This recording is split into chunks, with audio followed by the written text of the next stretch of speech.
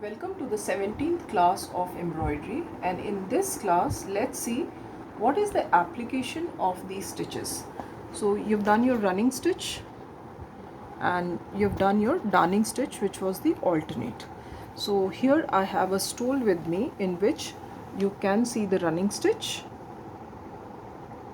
and then you can see the darning stitch also, where the stitch is alternate. You can see here alternate. I have a dupatta also. In this you can see how the filling is done with the darning stitch. It's the same running stitch but you're doing it alternate. It looks very beautiful. So can you see the fish? So this is also, all the fins are done alternately. So running stitches can also be on small products, like you have this running stitch here. Then you have this feather stitch. So this is a pouch to keep your specs. So you have done the chain stitch and then you have the feather stitch inside this. So practice some of these stitches. Then you have, I have a yoke like this. You have the buttonhole stitch here. The buttonhole stitch is very close here. Buttonhole stitch can also be done very closely. Then you have this chain stitch here, filling with chain stitch. This also looks very beautiful. So then you have another Kutch embroidery sample I have from Gujarat. So you can do the chain stitch and then you can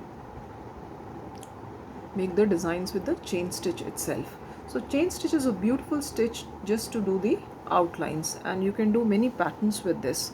I will teach you open chain stitch also. In the open chain stitch you can do the filling designs. Stem stitches are generally used to make the stems, and this is a very delicate stitch, stem stitch.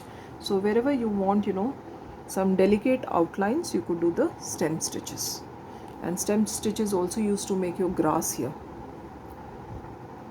Okay, so I have another stole here which is a very basic pattern, and in this basic pattern you have just done the running stitches. This is also on a tussar silk fabric.